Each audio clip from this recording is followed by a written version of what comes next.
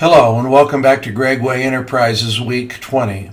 This week we're going to be discussing the art of cold calling, how to cluster sell, and the art of consistency. Let's jump right in with the art of cold calling. The very foundation to cold calling is understanding your prospect prior to calling them. In other words, do your research. Understand exactly who you're calling, understand the product that you're offering them, and really come up with a game plan and spend hours doing your research so that when that phone call is answered, or when you have the opportunity to be in front of an individual and when you don't know them from Adam, that you know exactly what you're going to say and hopefully what their needs are.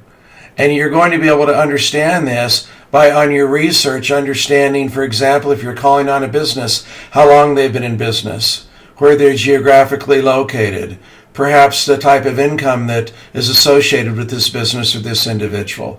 If you're calling on the phone, you're going to have the opportunity, hopefully, to do the research and understand not only the demographics, but their age and their income, things of that nature. Research is vital. Prepare an outline. Prepare an outline, whether it's mentally or whether it's on paper, so you know exactly what you're going to do step by step by step. So when you're engaged with this prospect, whether it be in person or on the phone, you know exactly what to say.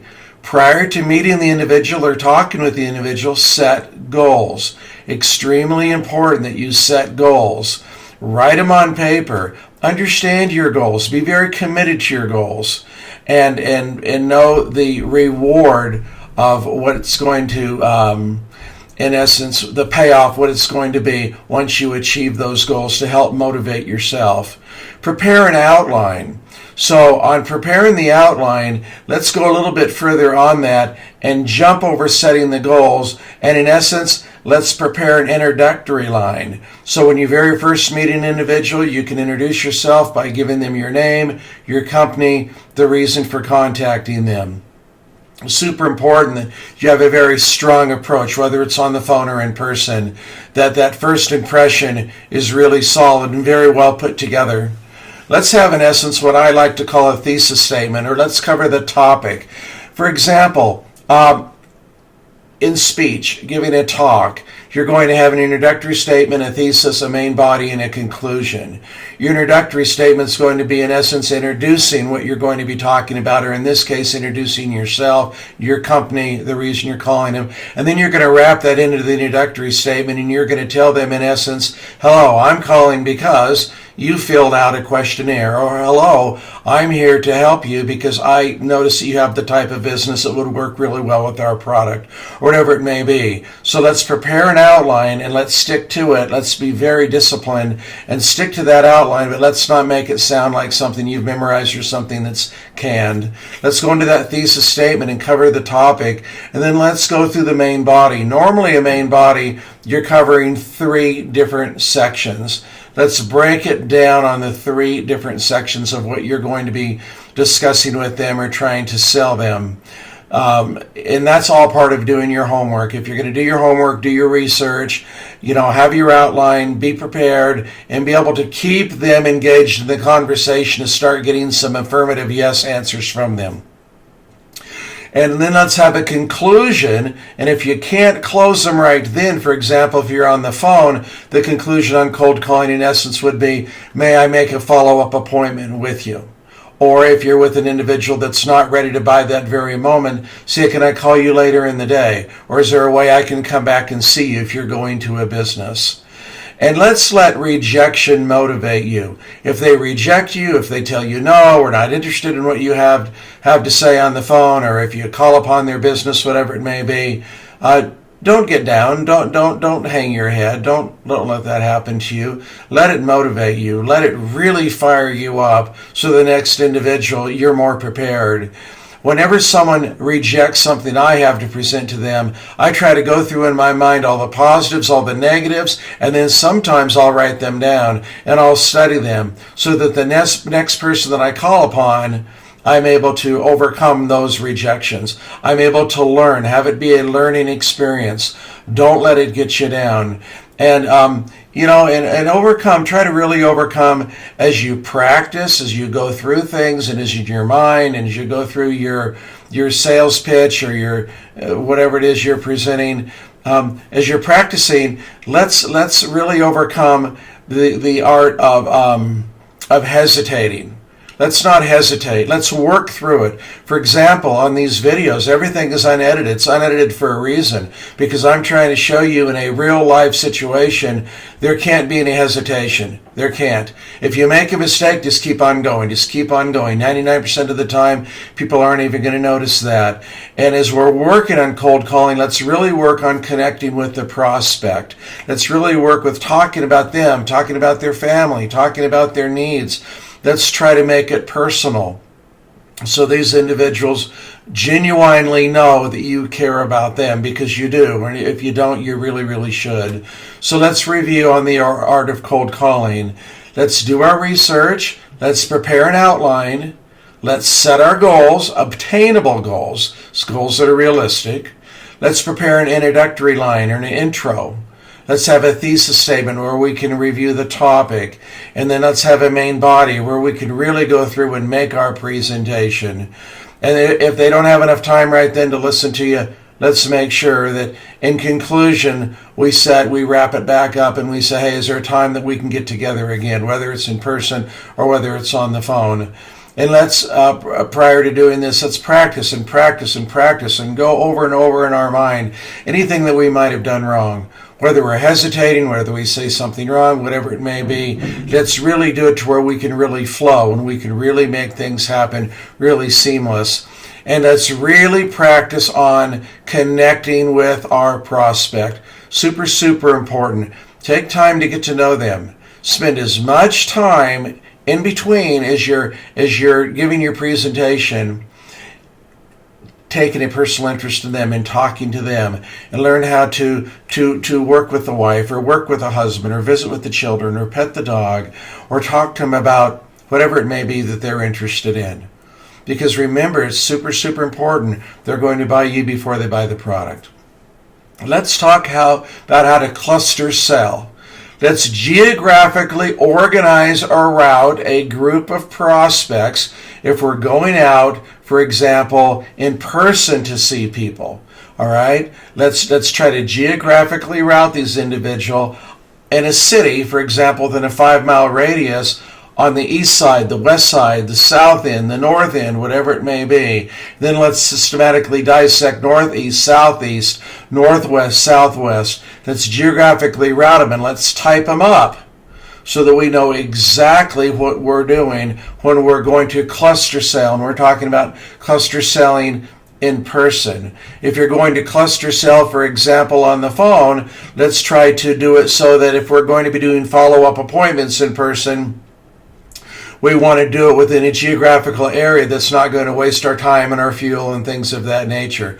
So the tighter that we can cluster and the tighter that we can put things together, whether it be for demographics or whether it be for a geographical area, let's try to focus and really, really take out that group of individuals within a certain area, whether it's be geographically or whether it's be on the phone with demographics. And let's target and prioritize. All right, let's target the people that we want to see. Decades, 20, 30 years ago, all I had the phone book. And then I would drive and drive and drive on the weekends, and I would take notes on exactly who it was I was going to see. And I really did my homework. Now we have the help of the internet.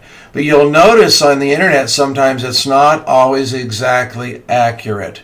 So let's try to combine old school yellow pages and then what we have now with the internet. And let's try to draw from all the references and all the referrals and everyone that we can to keep everybody in a certain area so that we can organize our time, stay within a geographical area. I like to work within a 5-mile radius.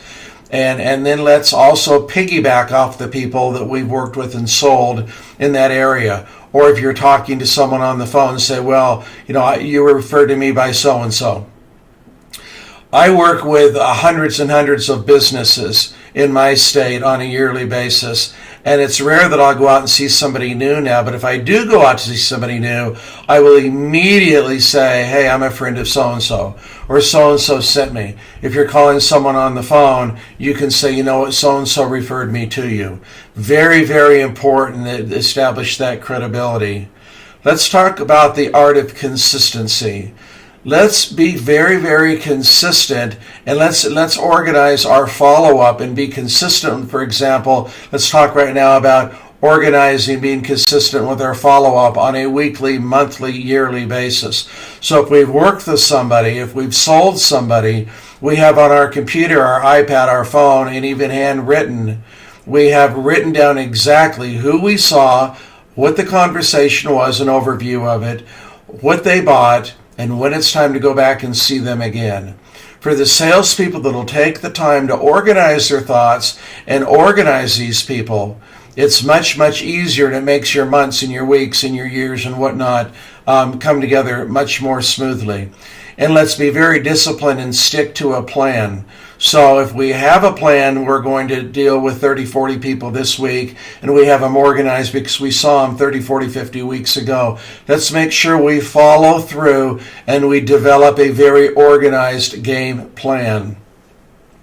And let's learn how to control and manage our emotions.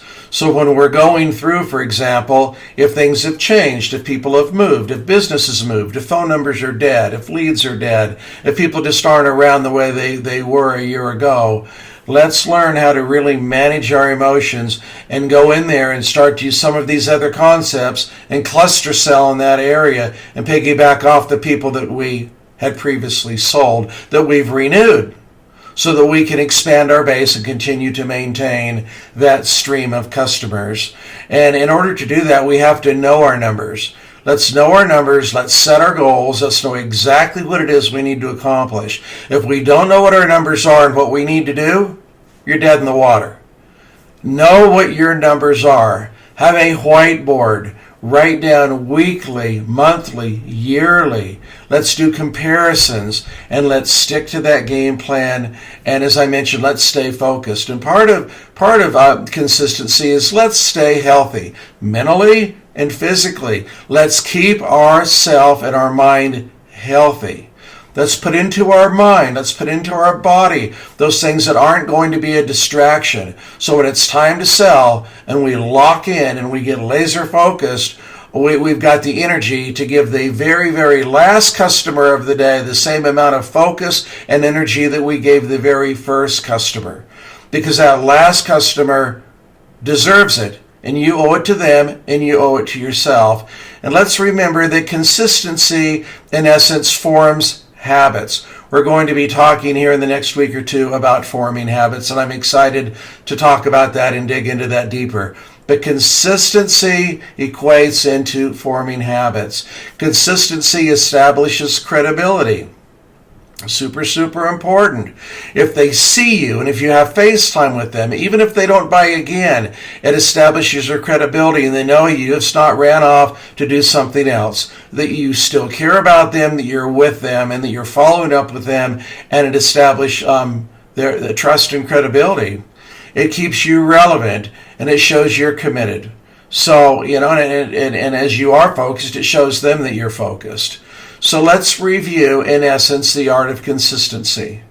Let's organize everything daily, weekly, monthly, yearly. Let's follow through. Let's stick to a plan. Let's manage our emotions. Let's not let them get us down. If someone's not there, let's piggyback. Let's cluster. Let's bring more people in to where we have more people, where we can maintain a certain base within a certain geographic or demographic area. Let's know our numbers, all right? And in knowing our numbers, we're going to have to write these down. We're going to have to be able to study them so that we know exactly what our goal is going to be. Let's stay focused and healthy. Let's remember that consistency equals forming habits. Let's keep ourselves relevant by staying in front of these people. Let's continue to build upon our credibility. I can promise you that if you will do these things, if you will watch these videos, if you'll go back and study them again, and if you will take notes, you'll do very, very well. I know right now we have the opportunity to have some extra time at home with the coronavirus. And, I, within my home alone, within the last week, had my youngest daughter and my wife tested, because that's how ill they are at this very, very moment. That being said, as I've taken care of them during the course of the week and fed them and provided for them and looked after them and checked into them and to make sure that they're okay, I still wanted to take the time to bring this and put this video together for you, because I made a commitment to you. I hope you're staying safe. I hope you're staying well. I hope you'll take the time to study the videos that I've put the time into providing for you. Next week will be week 21. You've got 20 weeks worth of videos now that you can watch. Every single video is a different concept, and we break every video down into 3 different concepts. I appreciate the people that have reached out to me. I appreciate the comments that I've heard. Please like them, share them. Do all that you do on social media. Make sure to utilize these concepts and utilize these strategies to help you in your daily life. You can contact me anytime at gregwayenterprises@gmail.com. I check my emails every morning. Also, you can contact me and go to the website at gregwayenterprises.com. I hope you're safe. I hope you have a great week. If you're able to sell on the phone, I hope you're able to go to your phone and go to your desk, your area in private, and be able to really, really tune in and accomplish what you need to. Right now, things might be a little bit slow globally, but I can promise you they're going to pick up. And as they do, let's be prepared. Let's be prepared. Let's put some new weapons in our arsenal. Let's be able to go out and be able to do the things that we've discussed today. I hope you have a great week. I look forward to talking to you next week. Be safe, stay relentless, keep studying. We'll talk to you next week. Have a great day. Goodbye.